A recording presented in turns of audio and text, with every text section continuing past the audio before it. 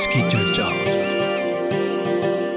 आज की चर्चा इस कार्यक्रम में आप सभी श्रोताओं और हमारे सभी दर्शकों का हम स्वागत करते हैं। इस समय हम रेडियो मॉरिशस पर लाइव है, साथ ही आप हमें लाइव देख पा रहे हैं MBC3 इस चैनल पर, साथ ही आप हमें लाइव देख पा रहे हैं रेडियो मॉरिशस के फेसबुक पेज पर। और जैसे कि कार्यक्रम की शुरुआत में हमने आपको बताया था कि आज हम घरेलू हिंसा पर बात करेंगे और फेमिनिसिड पर भी बात करेंगे। कभी कभार घरेलू हिंसा के कारण महिला जो है अपनी जान भी गंवा देती है। ये अपने आप में एक गंभीर समस्या बनते जा रही है हमारे समाज के लिए। और आज के इस विषय पर ज़्यादा जानकारी देने के लिए हमारे बीच मिस मोक्षदा प्रताप जी जुड़ चुकी है। वो बैरिस्टर है और पिछले 30 वर्षों का अनुभव है, जेंडर एक्सपर्ट है, UN विमेन राइट्स का हिस्सा है और साथ ही NGO एम्पावर से भी ये जुड़ी हुई है। तो बहुत बहुत स्वागत हम करते हैं आपका मोक्षदा जी हमारे प्रोग्राम में जुड़ने के लिए। आपका स्वागत है एक बार फिर। और अगर हम घरेलू हिंसा की बात करें मोक्षदा जी, तो ये घरेलू हिंसा आम शब्दों में क्या होता है? तो घरेलू हिंसा की जब बात करते हैं ना, हम आम शब्दों में जानते हैं ये मारपीट जो होता है फैमिली के बीच में, हस्बैंड वाइफ या जो भी है, एक डोमेस्टिक रूफ जैसे बोलते हैं, एक घर में जो रह रहे हैं, या होगा सास ससुर भी हो सकते हैं, बच्चे भी हो सकते हैं। तो जो भी हुआ, और वो है कि घरेलू हिंसा के लिए एक प्रोटेक्शन भी है, लॉ है। लेकिन ये भी देखना है हमको, जब बोलते हैं घरेलू हिंसा, हम वो भी लगा सकते हैं कि हस्बैंड वाइफ होगा या जो कॉन्क्यूबाइन जो साथ में रह रही है, शादी जैसे कि लिव इन कह सकते हैं, लिव इन रिलेशनशिप, या जो सेपरेट हो गए हैं लेकिन उनका एक बच्चा है, या तो बच्चे हैं, वो साथ में रह रहे हैं या साथ में भी नहीं रह रहे हैं, उनको भी ये इस डेफिनेशन में डाला जाता है। तो घरेलू हिंसा की यदि हम बात करें मोक्षदा जी, तो ये कितने प्रकार के होते हैं घरेलू हिंसा? अच्छा, तो घरेलू हिंसा की जब बात करते हैं तो हम 5 प्रकार के घरेलू हिंसा था। एक होता है वो फिजिकल, जो आप जानते हैं, फिजिकल मारपीट दिखता है कि आंख टूटा हुआ है, हाथ कटा हुआ है, ये सब चीज़ें। सेकंड होता है वर्बल, गाली गलौज जो होते हैं ना। तो मॉरिशस में सबसे कॉमन जो है यही है, वर्बल अब्यूज। अच्छा, ठीक है, इसको वर्बल वायलेंस बोलेंगे या वर्बल अब्यूज।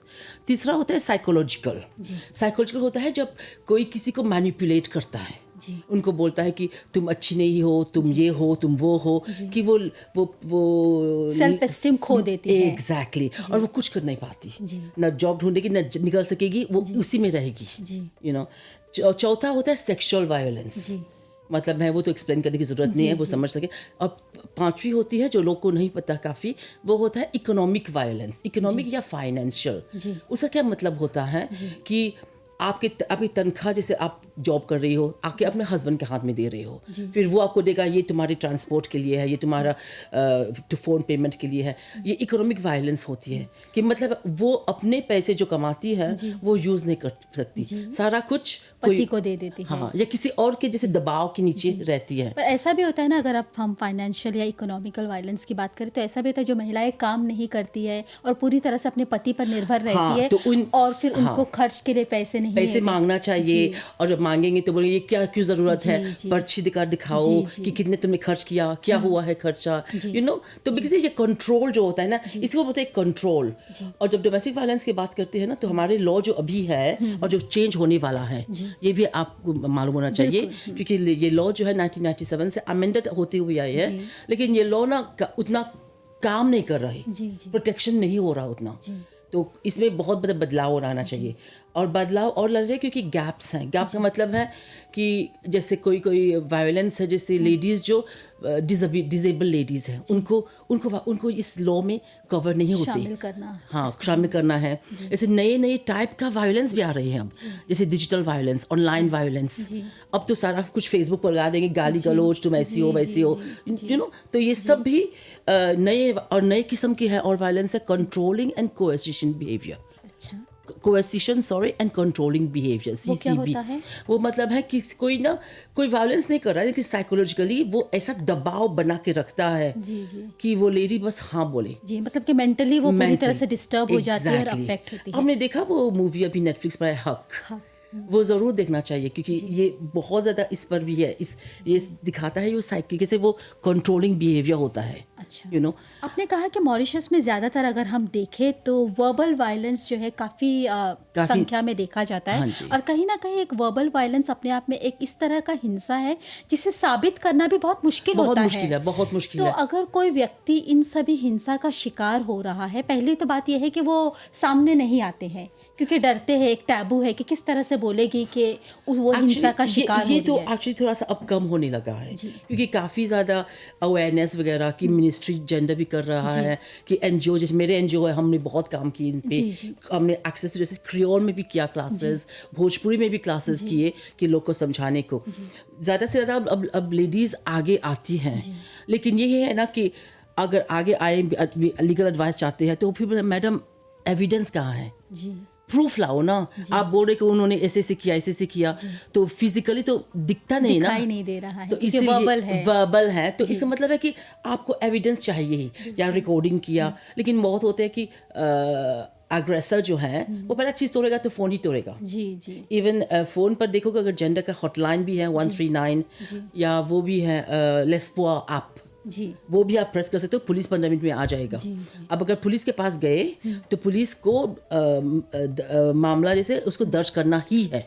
अच्छा, एक सवाल यहाँ पर हमारा है कि कोई महिला किसी भी प्रकार की हिंसा का शिकार हो रही है तो किस तरह से उसे एविडेंस कलेक्ट करना चाहिए ताकि वो अपनी बात को सामने रख पाए और जो है प्रशासन या लोग उस पर विश्वास करे कि वाकई में वो हिंसा का शिकार हो रही है? देखिए, अगर आप सोचेंगे तो जैसे फिजिकल एविडेंस, अगर आपको मार हुई, ये वो तो दिखाई दे रहा है, होगा, ये फोटो लगा के रखेगा, स्क्रीनशॉट के। अगर आपके हस्बैंड ने गाली दिया, ये सब स्क्रीनशॉट करके रखो, रिकॉर्ड सब कुछ रिकॉर्ड। रिटन एविडेंस चाहिए, फोटोज चलेंगे, ऑडियो का भी चल सकता है, वीडियो का भी चल सकता है, लेकिन सारा अपना प्रूफ रखना चाहिए, बहुत जरूरी होता है। बहुत जरूरी, क्योंकि ये जब कोर्ट में जाएंगे तो यही होगा कि ये आपके वॉइस अगेंस्ट हिम।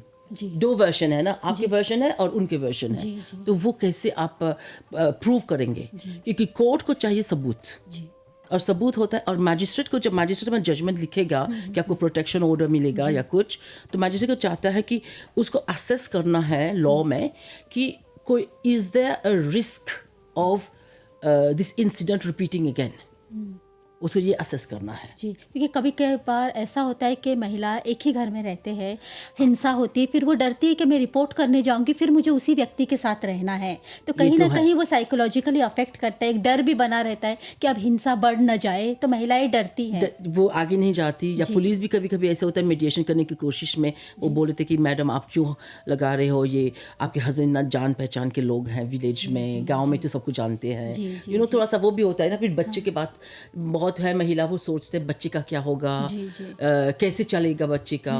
तो आई मीन आपको परखना चाहिए सिचुएशन, आपको देखना चाहिए कि ये वायलेंस एस्केलेट ना हो। क्योंकि क्या होता है कि बहुत लेडीज भी है जब प्रोटेक्शन ऑर्डर होता है, जब एक घर में रह रहे हैं तो ये हस्बैंड लेके तोड़ फाड़ देता है। आज हम घरेलू हिंसा पर चर्चा कर रहे हैं। मोक्षता जी, कभी कभार बाद में कॉल करके पूछ सकती है, कोई इशू नहीं है। कभी कभार ऐसा होता है कि आमतौर पर ज़्यादातर महिलाएं हैं जो घरेलू हिंसा का शिकार होते हैं, लेकिन कई ऐसे सिनेरियोज भी, ऐसे केसेस भी आते हैं जहाँ पर हम देखते हैं कि पुरुष भी इसका शिकार होते हैं। तो क्या वाकई में आप ऐसे केसेस का सामना करती हैं? दोनों साइड के आते हैं। पुरुष का होता है कि फिजिकल कम होता है, ज़्यादा साइकोलॉजिकल होता है, वर्बल होता है, वो भी अपना एविडेंस से कराते हैं। वो सेम एविडेंस सेम है, लॉ जो है, जो कानून है, वो दोनों के लिए है, बराबर है, मॉरिशस में बराबर है। ओके, लेकिन आप देखेंगे कि अगर 1000 केसेस है मेल का, नहीं मैन का, पुरुष का, तो 5000 है महिला का, यानी कि महिलाओं पर ज्यादा बहुत ज्यादा है। तो क्या मॉरिशस में आपको ऐसे केसेस का सामना करना पड़ता है जहाँ पर पुरुष भी इसका शिकार हो रहे हैं? हाँ, वो आते हैं। शुरू में था कि थोड़ा शर्म लगती थी वो पुलिस के पास जाने की, मेरी बीवी मुझे मारती है, लेकिन अब तो नहीं रहा उतना। वो तो आते हैं आगे क्योंकि उनको भी प्रोटेक्शन चाहिए। और ये होता है कि दो चीज़ हो सकता है, क्योंकि अगर अब देखेंगे तो मिनिस्ट्री जो भी देता है, कोर्ट भी बोलता है कि जाइए आप कपल काउंसलिंग करो, जाके अपना काउंसलिंग, जैसे कपल थेरापी करो, कम्युनिकेशन का थेरापी करो, काउंसलिंग पर जाओ, साइकोलॉजिस्ट मिलता है फ्री में, FSS family service support services के थ्रू। एंड देन आप ये सब कर सकते हैं कि try to improve the marriage. क्योंकि देखो प्रॉब्लम क्यों होता है, हाथ क्यों उठाएंगे, क्योंकि कम्युनिकेशन बात से बात नहीं बन रही ना, तो इसलिए हाथ उठ रहा है। तो कम्युनिकेशन पर काम करते हैं, साइकोलॉजी पर काम करते हैं।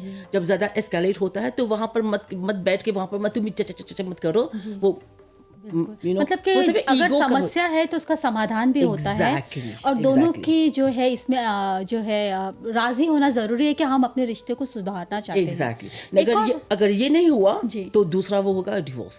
बिल्कुल, हाँ। वो है डिवोर्स। ये है।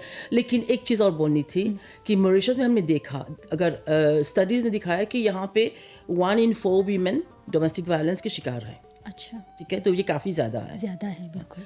और इतना ज़्यादा प्रॉब्लम ये हुआ था कि ये एक्चुअली नेशनल क्राइसिस लेवल तक पहुंच गया था। ठीक है, और दूसरी बात ये है कि बहुत ज़्यादा लेडीज़ यहाँ पर उनके जो पार्टनर जो हैं या उनको मार रहे हैं, इसके नाम है फेमिसाइड।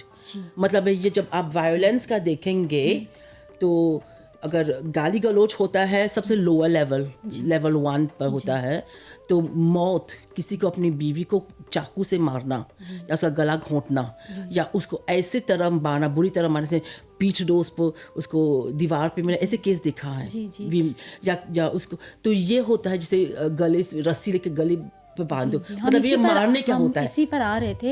अभी समय के साथ जो है ये सारे केसेस काफी सामने आए हैं, और मतलब कि घरेलू हिंसा का शिकार में जो है महिलाएं अपनी जान गंवा दे रही है। तो किस तरह से जो है एक व्यक्ति को हम ये करने से रोक सकते हैं, या किस तरह के कानून है जो इस पर कार्य हो रहा है? तो मैं आपको समझाती हूँ। ये जो है ना फेमिसाइड, इसको फेमिसाइड या फेमिनिसाइड बोलते हैं। ठीक है, और हमने काम की इस पे through the NGO empower NGO, और मैंने खुद अपने नाम पे काम की इस पे कि इसको पहला चीज़ लोग को मालूम होना चाहिए।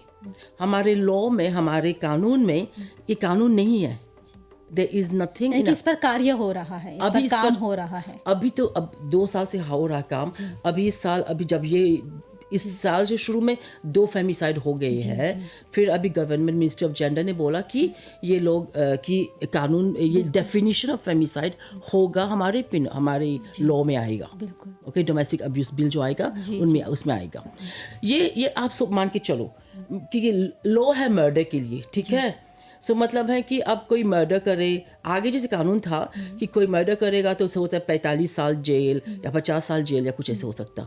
लेकिन कोई अपनी वाइफ की मर्डर करता या अपनी गर्लफ्रेंड की मर्डर या कोई पार्टनर की मर्डर करता तो वो 15 साल से निकल जाता, क्योंकि वो बोलता कि नहीं, मेरी वाइफ ही गलत थी, क्योंकि उसकी कोई चक्कर चल रही थी किसी के साथ, कुछ ऐसे कुछ बना के। तो ये जो था सेक्शन 242 ऑफ क्रिमिनल कोड था, तो वो उनको हटा गया शुरू में फरवरी में। अब ये इस पर हम इसके लिए हम बहुत ज़्यादा वो कर रहे हैं, डिमांड है सिविल सोसाइटी का कि हमको एक डेफिनेशन चाहिए लॉ में, कानून में, कि फेमिसाइड क्या होता है। फेमिसाइड होता है कि कोई अपनी बीवी या अपनी पार्टनर, लिव इन पार्टनर जैसे बोलते हैं, उनका हत्या करा, नॉट ओनली जानते हुए कि वो एक औरत है और जानते हुए कि वो मेरी बीवी है या मेरे पार्टनर है और मेरे घर में रह रहा है, और घर होता है जहाँ सबसे सुरक्षित होना चाहिए, यू नो। तो जब ऐसा हत्या होता है, आप इमेजिन नहीं कर सकती हो बच्चे पर क्या असर होगा, या छोटा बेबी होगा या कितना, या बड़े स्कूल जाएंगे तो क्या असर है, बाप जेल में है, माँ को मार के साइकोलॉजिकली प्रभाव डालता है। एग्जैक्टली। और नॉट ओनली इस जनरेशन में, लेकिन और एक जनरेशन, उनके बच्चों पर क्या असर होगा, यू नो। सो ये एक चीज़ है। दूसरा चीज़ ये है, जब आप फेमिसाइड की बात करते हैं तो जैसे आप देखेंगे जैसे कि क्राइम होने लगा है और ज़्यादा से ज़्यादा मिसोजिनी बढ़ रहा है, तो वो नहीं होता कि एक ही बार में लड़की को मारे, वो होता है कि लड़की को टॉर्चर करते करते मारे। आपने देखा अभी जजमेंट, हमने एक बड़ा सा वर्कशॉप किया था 6 दिसंबर को, ओके, ऑन डेमिस्टिफाइंग फेमिसाइड, समझाने को हमारा NGO ने क्या करवाया था। फिर 10 दिसंबर को एक जजमेंट आया था, स्टेट वर्सेस मोहम्मद उमर। इस जजमेंट में जब आप पढ़ेंगे, वो जजमेंट बहुत सिंपल है, मैं बोलूँगी सबको पढ़ने को।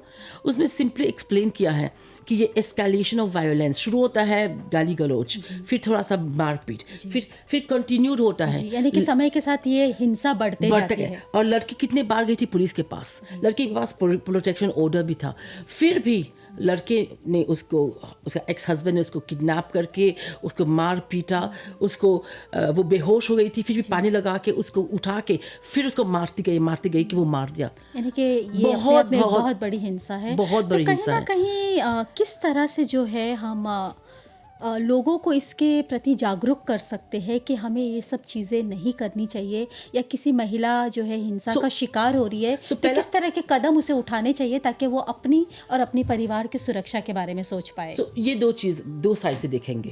एक होता है जो अग्रेसर होता है, ठीक है, जो पुरुष होगा या कोई भी लेडीज पे होता है, अपने हस्बैंड को मार देंगे, ये भी दोनों साइड होता है। एक अगर देखेंगे, लेकिन सबसे ज़्यादा पहला चीज़ बोलना चाहिए मुझे कि फेमिसाइड इंक्रीज हो गया है। लास्ट ईयर हमने 9 फेमिसाइड देखा, ठीक है, और इस साल शुरू ही में 2 हो गए इस जनवरी में, ओके। तो एक इंक्रीमेंट होने लगा ऐसे। जैसे होगा कि अगर विक्टिम के साइड से देखो तो अगर आपके पास प्रोटेक्शन ऑर्डर है, आप मार पीट खा रही हो और आप घर में बैठी हुई हो कि बच्चे क्या करेंगे, बच्चे का क्या होगा, ये सब क्या होगा, और अगर वायलेंस आ गया कि खून निकलने लगा तो प्लीज आप जाइए वहाँ से। मतलब कि अब आपको समझना चाहिए कि ये ज्यादा हो गया है और पहला कदम आपको उठाना है। अब आपके कदम उठाएंगे तो आप या अपने रिश्तेदार, फैमिली, माँ बाप, भाई बहन के पास, लेकिन आप अपना फाइनेंशियल इंडिपेंडेंस रखो। ये मैं हरदम बोलूँगी, फाइनेंशियल इंडिपेंडेंस रखो, बहुत ज़रूरी है, बहुत ज़रूरी है। अपने क्वालिफिकेशन, अपने डिग्रीज वगैरह सब कुछ रखो कि जॉब भी कहीं जा सकते। गवर्नमेंट की तरह से अब प्राइवेट NGOs भी होते हैं कि आपको शेल्टर मिल सकते हैं। आप ये भी सोच के रखना कि कैसे मैनेज करेंगे, कि आप कैसे, आई मीन ये सब आपको थोड़ा जैसे सोचना चाहिए। बिल्कुल, मत सोचो कि हाँ वो ठीक हो जाएगा, वो ठीक नहीं होगा। अगर उसने खून निकाल लिया ना, तो अगर उसे ऐसा मारा, यानी कि कहीं ना कहीं ये बात हम में होनी चाहिए कि एक समय के साथ हिंसा अगर बढ़ते जा रही है, अगर अंडरस्टैंडिंग कम नहीं हो रही है, तो तब जो है आपको मतलब कि सतर्क हो जाना चाहिए कि अब आपको अपनी जान के बारे में सोचना है, अपने परिवार के बारे में सोचना है, और उसके चलते आपको कदम उठाना है। से ज़्यादा अपने जान के बारे में सोचो। बिल्कुल, हाँ। क्योंकि आप सोचो मेरे बच्चे का क्या होगा, ये सोचा नहीं आपने कि कल आपको मार दिया तो आपके बच्चे का क्या होगा। बिल्कुल। और ये क्वेश्चन मैं सब लेडीज को पूछती हूँ कि आपके बच्चे का क्या होगा अगर आप मर गई। जी बिल्कुल। You know, so better having a mother alive than a mother dead, you know. और जैसे कि आपने कहा, पुरुष के साइड पे, जैसे अग्रेसर्स के साइड पे मैं देख रही हूँ, जब ये कानून होगा डेफिनिशन कि फेमिसाइड क्या होता है, और बहुत सख्त सैंक्शंस होंगे। अभी ये जजमेंट जो आया, जो मैंने मेंशन किया, इतना सख्त है, इसने लाइफ इम्प्रिजनमेंट दिया। तो ये होता है जैसे एक एग्जाम्पलरी जजमेंट, ठीक है। मतलब कि जो व्यक्ति ये कर रहा है वो 10 बार सोचेगा कि मुझे ये करना है या नहीं। तो ये उसका दिमाग में गया कि भाई मैं अंदर में जाऊंगा प्रिजन में सारा जिंदगी, फिर क्या होगा मेरा। कहीं ना कहीं प्रशासन की बात करें, NGO की बात करें, या आप जैसे लोग जो इसमें संलग्न है, कार्य कर रहे हैं, आप लोग तो कर ही रहे हैं, लेकिन कहीं ना कहीं हर एक व्यक्ति का भी अपने आप में एक कर्तव्य होता है कि अगर आप अपने आसपास कोई हिंसा देख रहे हैं तो व्यक्ति अगर सामने नहीं आ रहा है तो किसी प्रकार से उसकी मदद करने की कोशिश करें, या आवाज़ उठाए, या उसे प्रोत्साहन दें। यही एक बड़ा सा प्रॉब्लम है हमारे सोसाइटी में कि लोग आगे नहीं आना चाहते, जैसे डर जाते हैं। जैसे ये पिछले हफ्ते में जो हुआ, जैसे पड़ोसी को तो मालूम था कि लड़की मारपीट होता था, लड़की कितना चिल्लाती थी, लेकिन कोई आके बोलता नहीं है। मतलब कि एक दूसरे का साथ देना, एक दूसरे को समझना, तो मतलब बहुत आवश्यक होता है। या स्कूल में अगर टीच कर रही हैं या जॉब पे काम कर रही हैं, तो ये भी होना चाहिए कि जैसे हमारे करप्शन लॉ में है, वो विसल ब्लोइंग होना चाहिए, एनोनिमसली फ़ोन करके बोलने को कि देखिए इस घर में ना ये लड़की को रोज़ पीटता है उसका हस्बैंड, आप आकर पुलिस आकर प्लीज़ एक बार चेक लगा लो, क्योंकि बहुत ज़्यादा वो देखा उसका शक्ल, यू नो, लाइक दिखाई देता है। एनोनिमस, अगर एनोनिमस, ये एक लॉ लगाना चाहिए, कानून लगाना चाहिए इस पर कि एनोनिमस भी बोल सकते हो, कि बहुत लोग नहीं घुसना चाहते हैं इसमें, कोर्ट कचहरी नहीं चाहिए इनको, ये सब चीज़ें। लेकिन सामाजिक तौर पर हमें एक दूसरे का साथ देना करना चाहिए, देखना चाहिए कि किस रूप से हम थोड़ी सी एक दूसरे की सहायता कर पाए। एग्जैक्टली। समय जो है हमेशा कम ही हो जाता है। आज किसी कारणवश जो है हमारा जो कार्यक्रम भी है थोड़ा सा कम समय हमें मिला, तो पर बहुत बहुत धन्यवाद मोक्षदा जी, आप जुड़ी और कम समय में आपने ज़्यादा जानकारी देने की कोशिश की। आपको हम बहुत बहुत धन्यवाद देते हैं। आशा करते हैं कि आने वाले दिनों में अगर एक ऐसा ही कार्यक्रम हम लेकर आ पाए जहाँ पर मैक्सिमम जानकारी जो है हम हमारे श्रोताओं को और दर्शकों को दे पाए तो बहुत अच्छा होगा। तो आज के लिए बहुत बहुत धन्यवाद। 2 शब्दों में कोई छोटा सा संदेश देना चाहेंगे आज के इस विषय पर? मेरा संदेश है कि जितनी भी लड़कियां हैं जवानों की शादी करने वाली हैं या कोई बॉयफ्रेंड जो भी हैं, आप सोच समझ के बिल्कुल अपना लिमिट्स बाउंड्रीज क्लियर रखिएगा, ठीक है। और ये जैसे बोलते हैं वो पहला थप्पड़ या पहला वायलेंस कभी एक्सेप्ट नहीं करना चाहिए। चलिए बहुत बहुत धन्यवाद आज के लिए मोक्षदा जी, और साथ ही हमारे श्रोताओं और दर्शकों का भी धन्यवाद जिन्होंने रेडियो और टेलीविज़न के माध्यम से हमारा साथ दिया। जाते जाते हम धन्यवाद करेंगे हमारी टेक्निकल टीम का, जहां पर हमें जो है आप लोगों का साथ मिला, प्रोडक्शन टीम का साथ मिला। प्रोडक्शन टीम में निज़ाम जी का साथ मिला, टेक्निकल टीम में अपर्णा का साथ मिला, हमारी प्रोडक्शन असिस्टेंट दीपशिका का भी धन्यवाद। जल्द हमारी आपकी मुलाकात फिर होगी एक ऐसे ही कार्यक्रम को लेकर। नमस्कार और शुभ दिन आप सभी को। और मेरा नंबर चाहिए तो आप दे सकते हैं। बिल्कुल, ठीक है। Thank you. धन्यवाद। आज की चर्चा रेडियो मॉरिशस।